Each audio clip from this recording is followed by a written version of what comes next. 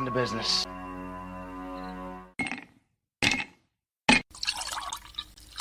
That's the nectar of the gods, baby. Hello, everyone, and welcome to the #1 liquid-fueled, liquid-lubricated show on the interwebs. This is the Whiskey Musings broadcast. Well, I had my mic muted for whatever reason anyway, so I apologize for the short but brief pause there before I got started. Anyway, so this weekend is a very important holiday. And a lot of people, they look at it as the kickoff of summer. They look at it as though it is the whole reason for the national holiday has to deal with grilling burgers and taking care of, barbecues and all of these things. But I'm here to tell you that is taking part in the freedoms that are given to you because of what has gone on, because of the actual holiday itself, because of the item known as Memorial Day. And Memorial Day, honestly, is it is, a lot of people take it to mean that you can go and you can thank a soldier, you can thank a veteran, you can say thank you to all the people who are still living. And to be honest with you, that is true. We do, being an Army veteran myself, we do appreciate that.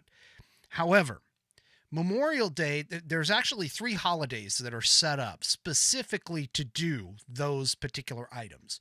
Memorial Day is to remember and reflect on those that we have lost, that did not come home and hang up their uniform, that basically did not come home from battle. And so while we appreciate what you are saying and we understand as far as veterans are concerned, I'm not speaking for all veterans, but I'm speaking for myself. As long as I understand, where you're coming from with that sentiment, it is much more important in my mind to understand the differentiation between what Memorial Day actually means in comparison to days such as Veterans Day, which is designed and set aside to thank a veteran for their service, and as well as Armed Forces Day, which is another day that is set aside to thank those who are currently serving in uniform.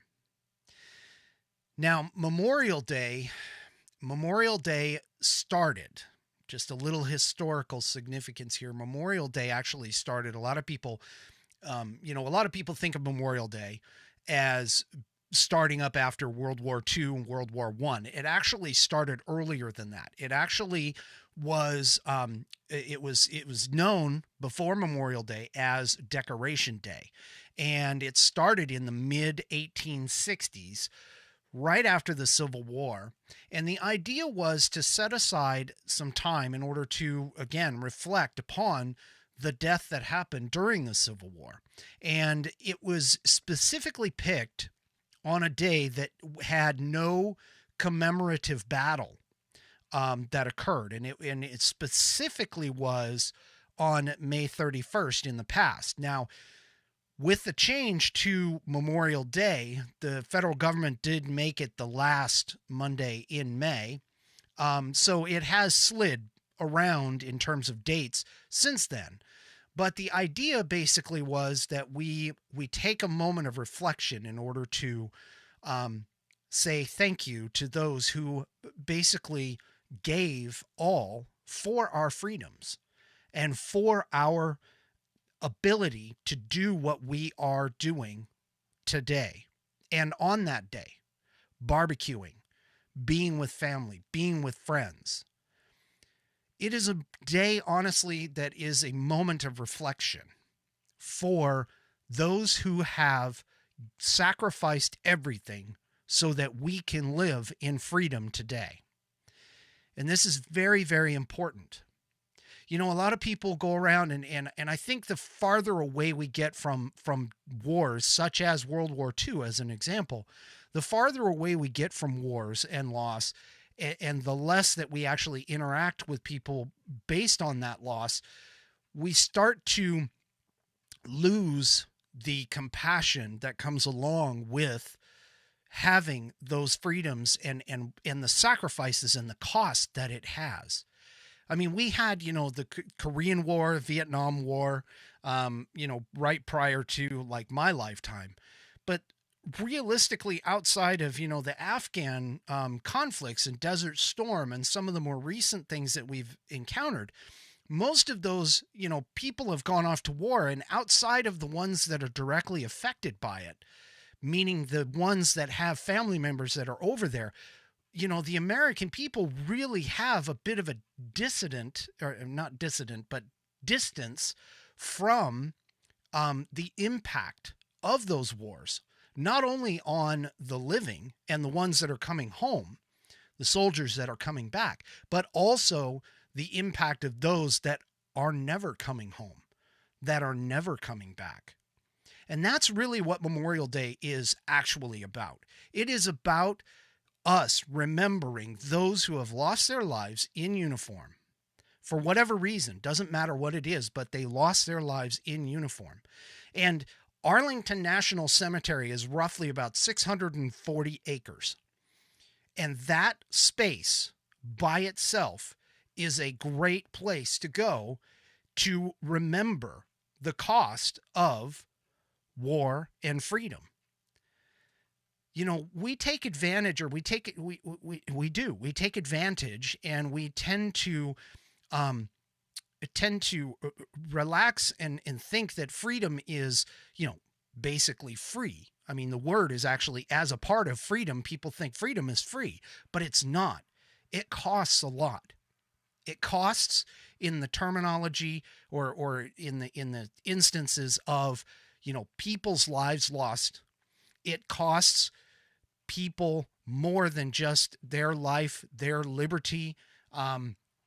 There's a huge sacrifice that is made in order for us to live in freedom, in order for us to be able to go about and do our daily lives. And so I highly encourage you that as you're doing your barbecuing and celebrating on Monday, that you take a moment of reflection and think of all of the people who have lost their lives. And there's plenty of examples on the internet of, memorials and things like that. And I'm going to talk about one of them tonight that you probably will see going out and about on your daily lives. But there's also other ones that people have had and done. Things like putting boots on a football field and hanging them with flags and showing, how many people have lost their lives. This is an incredible day. It is a somber day. It is a day of reflection to understand what the cost of freedom actually is. And if you happen to fly a flag, a lot of people think that flying a flag on a flagpole, what you're supposed to do is like keep it at half staff. For Memorial Day, that actually isn't true. For Memorial Day, the rules for flying the flag on Memorial Day is that you bring it to half staff after raising it all the way to the top of the flagpole, which you should do whenever you bring it to half staff. You always have to respect the colors going to the top of the flagpole first. Then you bring it down to half staff. And it stays at half staff on Memorial Day until noon. And at noon, you raise it back up to the top of the pole. And it's very specific in terms of how this is written in terms of flag etiquette for this. And it's very specific in that sense. So I highly encourage you that if you do see a flag that is at half staff on Memorial Day past noon, maybe educate and encourage people to actually bring it back up to full staff after noon in your location, to fly that flag appropriately and fly our colors appropriately. And toward that end, I've always wanted to have a flag in my yard. I've always wanted to have a a flagpole. And so my son and I spent the afternoon today preparing for me to put up our flagpole. I finally purchased a 30-foot flagpole, and I'm specifically going to get it in for Memorial Day. That was my goal, and that's what I'm going to do. So I can start flying the flag appropriately on this most somber of days when it comes to honoring the people who have lost their lives, paying the ultimate cost for my freedom. Now, one instance or one thing that you might encounter as you go out and about, and it's actually done a couple of different ways for a couple of different reasons. It's considered like the fallen soldiers table or the missing soldiers table. And once you see the image that I'm going to show you, you'll realize what it is. But let me see if I can bring it up here. Oh, yeah. So this is it. This is considered the fallen soldiers table or the missing soldiers table. And what this actually is it is a remembrance of those whose lives have been lost. And there's a lot of significance to this table. A lot of people have, attempted to mimic it, and there's places like Chick-fil-A. Chick-fil-A usually has it out for Memorial Day. I know I've seen it at Walmart before. And a lot of people just think it's like, oh, it's just a place setting, and that's kind of cool. But if you actually take a look at the plaque that is sitting at the table, you will actually read something that may shock you in terms of the meaning and the significance of each one of these things. And it varies back and forth. I mean, it varies, it changes a little bit depending upon, who put it up and that kind of stuff. But the significance of the table, though, it shows itself in how the table is set and what each individual item actually means. And I was able to grab this, and again, it changes. It depends on, how the table is set. But I was able to grab this, and I want you to understand that, they call attention to certain things. It's usually a small table. It could be round, it could be square, but it's usually a small table. And it's to represent dignity and honor. The tablecloth itself is white, and it's generally to represent the purity of the missing person's or fallen person's intentions in terms of the country's call to arms. And then you have they have a single rose in the vase. Could be a poppy as well. Memorial Day has a lot of poppies. Poppy became popular in the 1940s for Memorial Day to signify that. And you have the single rose that signifies the blood that they, shed and died for our freedom. There's the slice of lemon, and the lemon slice actually indicates the bitterness of the loss of the individual. You have the salt that is sitting on the table, and that is supposed to remind us of the tears of the people that are missing these individuals.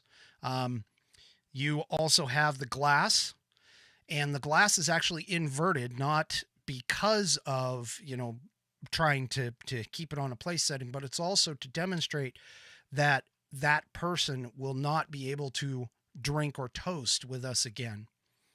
And then the chair itself is empty because they are not here.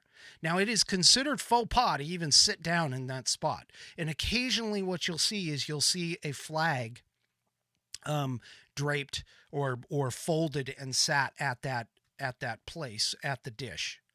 And that's the part of the significance. And like I said, it kind of changes. I actually found a couple different interpretations. This is just the one, but then you can also see there's possibly a yellow ribbon to have as far as like the loyalty for those waiting for them to return. There's different There's different things that come out. And this actually that I'm showing you right now is actually a poem by John M. Nelson. And I've got the link in the description that you can read. And like I said, there's different interpretations on how the table is set. But I highly encourage you to go and take a look at the table, read the plaque, take a moment. If you are inclined, say a prayer for the missing soldiers that are no longer coming back, that have spent their lives. And the thing about it is that a lot of people really don't understand is that there is a somberness, there's an oath that all soldiers take.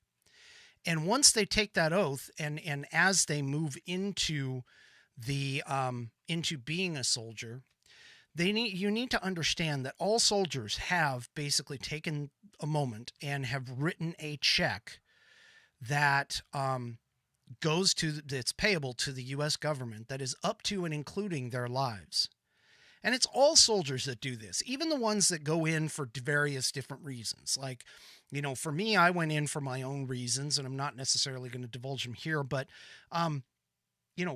there are a bunch of different reasons as to why someone would go into the service. And my son is actually kind of considering going in at this point. He's, taking some time, and I will have to admit that, I would be proud if he were to.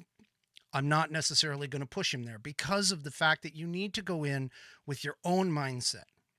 And if you're thinking of going into the military, I'm not going to discourage you at all, because it is a viable option for those who are out there and are seriously considering it. But you need to understand the gravity of what you are attempting to undertake. You need to understand the gravity of your choice to go in. And I am very proud of a lot of our young people who have gone in and done this, including, up to and including myself. And each one has their own reasons for going. But you need to understand, and somebody who has not been in war, and I've never been in war, so I'm not even going to claim to understand what war is like. But for somebody who's gone into the service, you need to understand the gravity of what you are doing.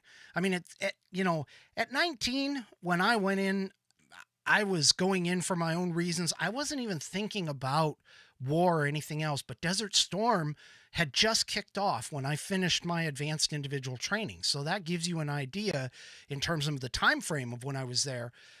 But the thing about it is that, you could go and you could lose your life. And the enormity of that decision didn't really hit me until now, until being older and understanding what it is that I did. So we really need to focus and really pass on to our children the understanding of what's going on, the understanding of what's happening. And I think because of the distance in terms of time, the distance that we have to conflicts throughout the world, that some of this message is being lost and some of this message is not getting through. Now, you saw in terms of 9/11, you saw a camaraderie in America that we have never seen in my lifetime.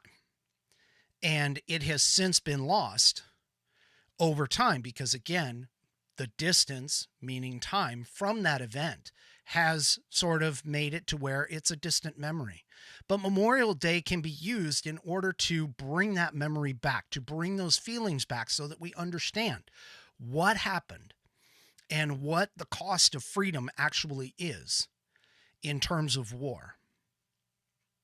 Now, I want to play a little bit of some World War II footage for you. Realistically, I'm going to tell you it is graphic. I'm going to warn you that it is graphic. The link of where I got it is in the description. But I really think we need to understand and we need to see these things in order to truly understand the enormity of what war actually does, and what even the cost of the people who have returned alive, what they go through. And so I want to take a moment. I want to play that now. So give me just a second. Let me bring it up here. And I'm actually going to take my webcam out. So I'm going to bring it up, and hopefully, I mean, we can watch this. I mean, obviously that was Pearl Harbor. Sorry, I need to get it down further. Here we go. You know, one thing to understand about World War II is the fact that these kids, and they literally were kids that went off to war and fought the Germans and fought the Nazis and fought Italy and fought Japan. I mean, these were kids, many of them 18, 19 years old, some of them even younger than that. Some of them signed up and went at 17. Some of them lied about their age even at 16. And the change that you have, that you interact with in terms of, you know, the enormity of this is something that is extreme. It is indescribable. And like I said, I've never been to war, but I can tell you, as far as that goes, you know, I can just imagine. And I don't even think like Hollywood does a good job of showing us how traumatic, how just extreme war actually is. And there's a really good book that I think that people, that if you have any inclination to at least understand the psychology, there's a good book, and I'll show this to you as soon as we get through with the video, and I've got a link to the book. But it talks about the psychology of war. It's the title of the book is called On Killing, and it's written by an Army officer who basically he's a historian, and he started to take a look at, you know, what it takes to get someone, you know, to kill. And unfortunately, we spent a lot of time with the people coming back from Vietnam. We spent a lot of time. There were a lot of people who argued against the Vietnam War and actually spent a lot of time, you know, arguing, you know, against it and spitting on the soldiers coming back and that type of thing. We need to understand and realize that type of conflict and being in those types of situations, it takes a toll. It takes a complete toll on your mind, on your body, on your, you know, your understanding of what is happening in this moment. And there are several times where, you know, some soldiers, they just freeze up. They can't do anything. But we need to be compassionate about this, because it takes a lot of, you know, psychological hurdles to try to actually get to the point where you realize that your life is in danger. It's not just fight or flight. There's several other things that go on within your mind, and it's a huge psychological cost. You know, Dan Bongino was talking about this operator that he encountered, and he described him basically as being dead in the eyes. He was a special warfare operations person, and the amount of damage that was done psychologically to someone who has to kill is enormous. And so one of the things that I've done for this, is I've actually tossed in, down in the description below, I've actually tossed in some, and I'm going to come back to my main screen. So I've actually tossed in some links to veterans organizations, not only government organizations, but also other veterans organizations that are trying to do good work to reach out to veterans, to the ones that survived, the ones that have come back but are emotionally scarred. And whether it's PTSD or whether it's, a amputation or something along those lines, there's plenty of help out there. And I encourage those who need the help to go get it. But part of Memorial Day is to think about not only the ones that have died, but also the ones that are living with the cost of war. The tragedy that we have is the fact that freedom, again, like I've pointed out before, freedom is not free. Freedom is not something to be given just in a light sense. It's not to be laughed at.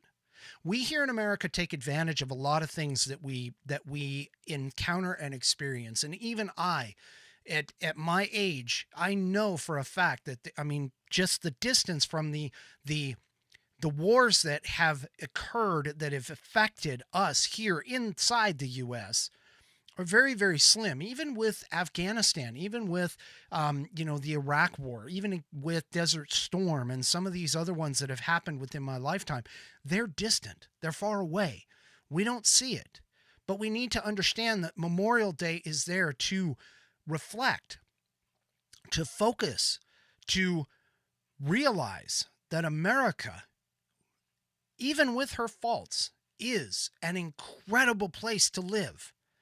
And it is an incredible place for us to be here, to thrive, and to stand tall. Because this is the last bastion of freedom in the world. And we pay for it. Sometimes, in most cases, it's a willingly pay for it. We pay for it with the lives of the people that have passed on due to the fact that they gave all for our country and for those of us who are still here today to live free. And that's honestly what Memorial Day is really and truly all about. So while you're barbecuing, while you're doing the things that you normally would do, if you see a table like the fallen soldiers table, take a moment, reflect, go to a cemetery, because I guarantee you the Boy Scouts go around. I know here in my neck of the woods, the Boy Scouts go around here and they put up flags on the graves of those who served. Take your kids, explain to them what you're seeing, explain to them what is going on in as best you can, so that they understand that the freedom that we're being given comes at a very high price. Comes at a very high price. But that price was willingly given, in some cases, by these people. That they went off to fight for America, to fight for freedom, not only here, but also abroad, so that we could live in relative safety and comfort to where we are today. And that's what Memorial Day is truly all about. So fly your flag, be patriotic, go to a cemetery. If you happen to be on the East Coast and you're seeing this, one of the greatest places, I think, that I would love to go see. And someday I will get there. I unfortunately, timing and everything else, life kind of gets in the way, but someday I will go there. And that is Arlington National Cemetery, and especially the tomb of the unknown soldier. Now, a lot of people look at that and they think, oh, Tomb of the Unknowns. Well, it's a very, very special place. And if you ever get a chance to read in and get into the history of the Tomb of the Unknowns, you can delve into an amazing group of individuals from the Army who spend a lot of time and energy protecting the tomb, taking care of the tomb. Go there, but be respectful of that place. Watch what they do. There is a reason for everything that they do at that tomb. And the Tomb of the Unknowns actually started when the first unknown body was returned from World War I. And Congress went ahead and said, you know what, we're going to go ahead and honor this individual. We're going to give them their own tomb at Arlington National Cemetery. And it's been added to ever since. So if you end up with somebody who is off on a foreign soil or off in war and dies in battle but cannot be identified, they end up in the Tomb of the Unknowns. And there's stories of people who have gone to the Tomb of the Unknowns and since been identified and in turn brought out and buried and laid to rest in Arlington National Cemetery. But the Tomb of the Unknown Soldier, I think, epitomizes the cost that is given for our freedom. And so pay your respects. Go there. Understand the enormity of the situation that you're in when you're there. Be respectful. Remember what is going on. And this is very, very important. And honestly, I think that if we were to do that and be able to impress upon our offspring and the next generation the importance and magnitude of what is going on, and especially in today's world where we're distant from that, not only physical distance, but time distance, I think we might find that there is a renewed sense of patriotism, that we can find that renewed sense of what America truly stands for, which is freedom for everyone. But it comes at a price. The last thing that I want to say tonight has to deal with the fact that Thomas Jefferson once said that the tree of liberty sometimes must be refreshed by the blood of patriots and tyrants. And it's very true, because if you look at it from today, and again, you're looking at people, even the younger generations, there's times where you can look around, if you're standing at a baseball game or any kind of game actually, where the national anthem is sung, and you look around and there's people who just disrespect it. They're not standing. They didn't remove their hats. They're not putting their hand over their hearts. You know, if you don't agree with the national anthem, that's fine, but stand respectfully. Understand that a lot of people died for that to be played, for those people who are in that stadium to do what they are doing there that day. It is a form of respect. Not necessarily, it doesn't necessarily have to be respect per se to the flag, but respect for those fallen soldiers who are never coming home, who gave everything in order for you to be able to stand there and enjoy a baseball game or a football game. And I think that's lost in today's world and today's society. And Memorial Day should be used as a day to realize, to revamp that, to re-energize, revitalize that spirit of patriotism. And when you see a flag crossing in a Memorial Day parade, or down the road we have 4th of July coming up, when you see that flag coming through, as an American, it should fill your heart with pride. It should fill your heart with a incredible feeling of, I am living in the greatest country known to the earth today, even with all her faults, because we're not perfect. We never have been. But if you to pursue the opportunities that we have presented to us, to go after our dreams, it's built into the Constitution. It's in the Declaration of Independence. The idea of America is something to strive for, regardless of her faults and how we got here. Remember all of those things, but also remember that we are where we need to be. And Memorial Day is one of those things where we can sit back and think about the cost that it brought us here. So as the last thing that I want to do is to take exactly 1 minute, because this actually is 1 minute. And what I'm going to do is I'm going to play probably one of the saddest songs that I have ever heard. I'm going to play Taps. And I'm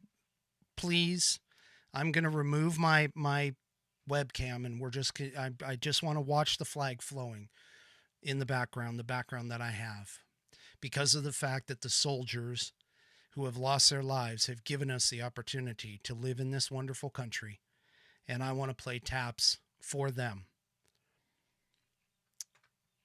So give me just a moment.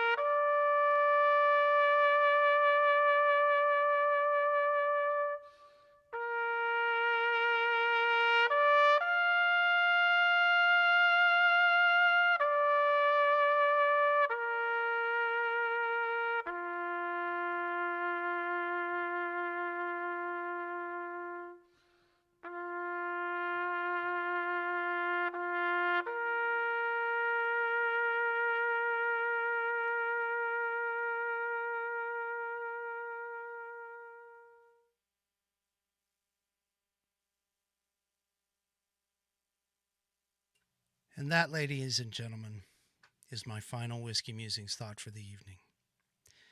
Have a great weekend. And do me a favor. If you like this show, you like this broadcast, please hit subscribe.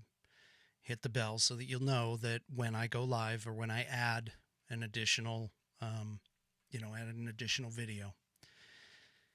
And I strongly encourage, please, take a moment on Memorial Day to remember those who have lost their lives in defense of not only this country, but also of freedom. We'll see you next week.